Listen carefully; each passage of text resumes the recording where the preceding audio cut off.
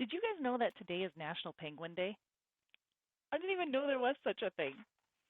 Anyways, in lieu of that, I decided we would read an Oliver Jeffers story, one of his penguin books. This one is Lost and Found, and one of his other ones are Up and Down. So today, Lost and Found by Oliver Jeffers. Once there was a boy who found a penguin at his door. The boy didn't know where it had come from, but it began to follow him everywhere. The penguin looked sad, and the boy thought it must be lost. So the boy decided to help the penguin find its way home. He checked in the Lost and Found office, but no one was missing a penguin. He asked some birds if they knew where the penguin came from, but they ignored him. Some birds are like that. The boy asked his duck, but the duck floated away. He didn't know either. That night, the boy couldn't sleep for disappointment. He wanted to help the penguin, but he wasn't sure how.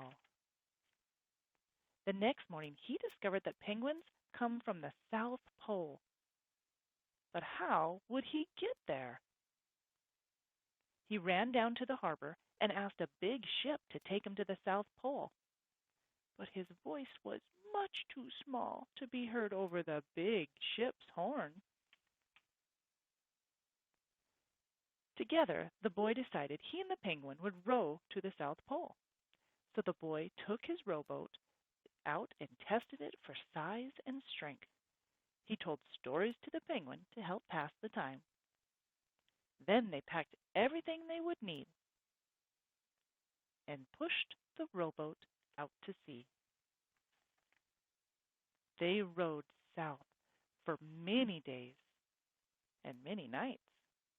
There were lots of time for stories, and the penguin listened to every one, so the boy would always tell another. They floated through good weather and bad, when the waves were as big as mountains, until finally they came to the South Pole. The boy was delighted, but the penguin said nothing. Suddenly it looked sad again as the boy helped it out of the boat. Then the boy said goodbye and floated away. When he looked back, the penguin was still there, but it looked sadder than ever. It felt strange for the boy to be on his own. There was no point telling stories now, because there was no one to listen except the wind and the waves. Instead, he just thought. And the more he thought, the more he realized he made a big mistake. The penguin hadn't been lost. It had just been lonely. Quickly, he turned the boat around and rowed back to the South Pole as fast as he could. At last, he reached the pole again. But where was the penguin? The boy searched and searched, but he was nowhere to be found. Sadly, the boy set off for home. But then the boy saw something in the water ahead of him. Closer and closer he got until he could see the penguin.